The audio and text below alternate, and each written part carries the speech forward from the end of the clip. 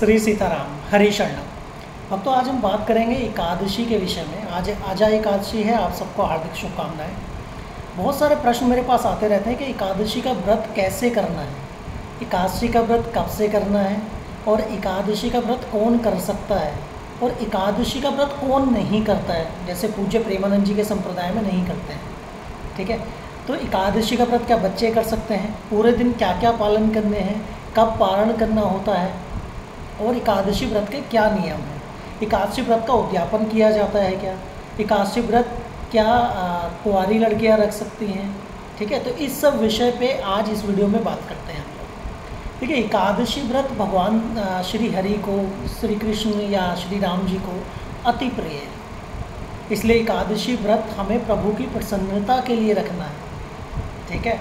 और एकादशी व्रत के दिन जो सबसे मेन नियम है वो ये है कि एकादशी के दिन आपको अन्न का सेवन नहीं करना होता है, अन्न का सेवन कभी नहीं होता है, ये सबसे विशेष नियम है। अगर आप कुछ भी नहीं कर पाते हैं, अगर आप एकादशी के दिन, देखिए सभी लोग, बहुत सारे लोग आजकल अपनी दिनचर्या में इतने व्यस्त होते हैं काम की वजह से या सब चीज़ों से, तो अगर आप बाकी चीज़ें ना कर पाएँ तो आप एक विशेष नियम का पालन जरूर करें, वो है अन्न का सेवन ना करें उस दिन, स्पेशली चावल, ठीक है। वैसे अगर प्रयास करें दूसरा भी कोई अनाज आप उस दिन अन्न ना सेवन करें तो बहुत उत्तम। अब बात आती है एकादशी व्रत आप कब से शुरू कर सकते हैं। देखिए एकादशी व्रत आप किसी भी एकादशी से शुरू कर सकते हैं। हम और आप आसपास के पंडितों से पूछ लेते हैं ना। मैंने एक दिन एक वीडियो में और कहा था, पंडित और पंडित में अंतर समझिए। पंडित विद्वान होते हैं और पंडित मूर्ख होते हैं। तो ऐसे ही किसी से भी पूछकर नहीं करना है। एकादशी, सभी एकादशियाँ समान हैं। निर्जला एकादशी से बहुत से लोग बोलते हैं कि निर्जला एकादशी से शुरू करिए, लेकिन जब तक निर्जला एकादशी अगर 8 महीने, 6 महीने, 10 महीने बाद है और तब तक आपके प्राण निकल गए तो आप एक भी एकादशी नहीं कर पाएंगे। इसलिए जो सर्वप्रथम एकादशी आती है उसी से शुरू कर दीजिए।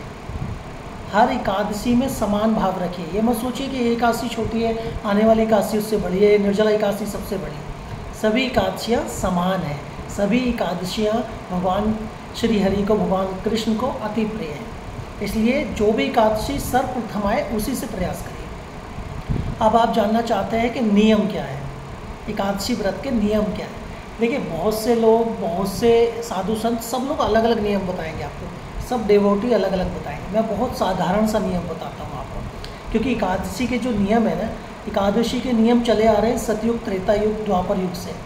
तब लोगों की जो निष्ठा, जो लोगों की संकल्प शक्ति, जो लोगों की धैर्य शक्ति, जो उनका बल होता था, आत्मबल, वो हमसे बहुत अधिक होता था। बहुत अंतर है। तब लाखों वर्ष की आयु होती थी, फिर हज़ारों वर्ष की आयु होती थी। तो उस समय में और इस समय में बहुत अंतर है। इसलिए मैं बहुत साधारण सा तरीका बताता हूँ। ठाकुर जी की कृपा से आप सबको प्रयास करिए, ब्रह्म मुहूर्त में उठिए, स्नान करिए, भगवान की पूजा करिए, ध्यान करिए, खूब नाम जप करिए, पूरे दिन भगवान की खूब नाम जप करिए। एकादशी के दिन तुलसी दल नहीं तोड़ना है, तुलसी जी से उनका पत्र नहीं तोड़ना है। एकादशी के दिन तुलसी महारानी में वृंदा रानी को जल नहीं देना है, ठीक है। दूसरी बात, एकादशी के दिन आपको अगर भूख लगे बहुत ज़्यादा तो आप फल ग्रहण कर लीजिए, दूध ग्रहण कर लीजिए, ड्राई फ्रूट्स ले लीजिए, लेकिन अन्न का सेवन बिल्कुल ना करिएगा, अन्न मत लीजिएगा।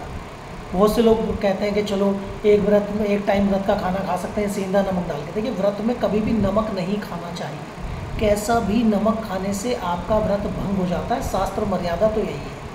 लेकिन हम लोग विकल्प ढूंढने में रहते हैं ना, तो इसलिए हमारे आसपास के पंडित ही विकल्प बता देते हैं कि सेंधा नमक खा लो, सेंधा तो खा सकती हो क्योंकि समुद्री नमक है। तो इस मूर्खता में मत जाइए। प्रयास करिए कि आप कुछ मीठा, जैसे साबूदाने की खिचड़ी बना के, या खिचड़ी बोलो, खीर बना के खा सकते हैं। अगर आपको बहुत ज़्यादा नहीं रहा जा रहा है आपसे, प्रयास करें। वैसे तो खूब नाम जप करें और फल इत्यादि ग्रहण करके आप व्रत का पारण करें। व्रत और बच्चे और गर्भवती महिलाएं और बीमार लोग, इन पर कोई भी नियम नहीं लगता है। तो आप प्रयास करें उस दिन अन्न का सेवन ना करें, बाकी चीज़ें आप जरूर लें और अपनी औषधि भी जरूर लें अगर बीमार लोग हैं। और आनंद में रहें, खूब नाम जप करें, कथा सुने, सत्संग सुने। आजकल तो बहुत विज्ञान के माध्यम से आप फ़ोन से भी, टीवी से, सब जगह सुन सकते हैं। आप प्रयास करिए कि आप सूर्यास्त तक तो कैसे भी करके आप बिना कुछ खाए प्रयास करें कि व्रत रह पाएँ। अगर नहीं रहा जा रहा तो आप फल ले सकते हैं, लेकिन सूर्यास्त तक ज़रूर प्रयास करिए कि आप बिना कुछ खाए और आप व्रत का पालन करें। अब बात आती है रात्रि की। रात्रि में विधान तो ये है कि आप जागरण करें, पूरी रात्रि जाग कर, और अगले दिन सूर्योदय होने के पश्चात, ज़्यादातर व्रत का पालन सूर्योदय के पश्चात ही होता है, तो सूर्य उदय होने के पश्चात आप व्रत का पालन करिए, भगवान श्री हरि की पूजा करिए, गऊ के लिए ग्रास निकाल दीजिए, ब्राह्मण के लिए ग्रास निकाल दीजिए, श्री हरि को भोग लगा के उनका चरणामृत लेके व्रत को खोल सकते हैं, ये नियम।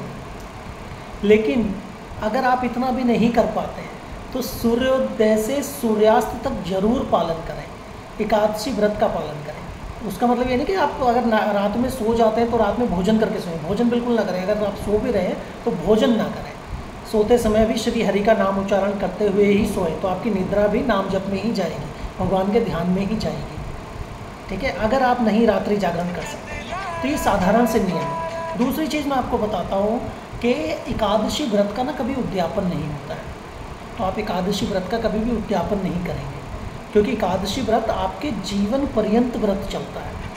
एक उद्यापन उन व्रतों का होता है जिनका आप संकल्प लेते हैं कि मैं 7 व्रत करूँगा, 12 व्रत करूँगा या 16 व्रत करूँगा या करूँगी। ठीक है, तो इसलिए विशेष ध्यान रखिए, एकादशी व्रत का कभी भी उद्यापन नहीं किया जाता है। एकादशी बच्चे भी रख सकते हैं, बूढ़े भी रख सकते हैं, कुंवारी स्त्रियाँ भी रख सकती हैं। ठीक है, और शादीशुदा भी लोग रख सकते हैं, जिनके पति नहीं है अभी संसार में, वो भी रख सकते हैं। तो इसलिए इतनी चिंता करने की कोई आवश्यकता नहीं है, बहुत साधारण है। प्रभु से प्रेम करिए, सबसे बड़ी चीज़ है, सभी व्रतों से बड़ी चीज़ है नाम जप। नाम जप से बड़ा कुछ नहीं है। अब बात आती है कि इस व्रत को कौन नहीं रखता है। जैसे पूज्य प्रेमानंद जी नहीं रखते हैं, सिर्फ ऐसे प्रेमानंद जी नहीं है, राधा वल्लभ संप्रदाय ही नहीं है, जो भी श्री जी के उपासक है। अब श्री जी कौन है? श्री जी सिर्फ राधा रानी नहीं, श्री जी अर्थात सिया जो जानकी मैया हमारे, उन्हें भी श्री जी, किशोरी जी कहा जाता है। तो जो उनके डेवोटी हैं वो भी एकादशी व्रत का पालन नहीं करते हैं। वो क्या करते हैं, जब श्री जी को भोग लगाया जाता है तो उनका उच्छिष्ट, उनका जो प्रसाद है उसे ज़रूर पाते हैं। ठीक है, इसलिए तो कोई बात नहीं है, आप आनंद में रहिए। अगर आपकी दीक्षा राधा वल्लभ संप्रदाय से नहीं है, किसी और संप्रदाय से हैं, तो आप एकादशी व्रत अपने गुरु आज्ञा का पालन करिए, जैसा आपको गुरु कहते हैं, क्योंकि गुरु साक्षात परम ब्रह्म, गुरु ने जो आज्ञा दी है वही करिए। ठीक है, आनंद में रहिए। राधे राधे।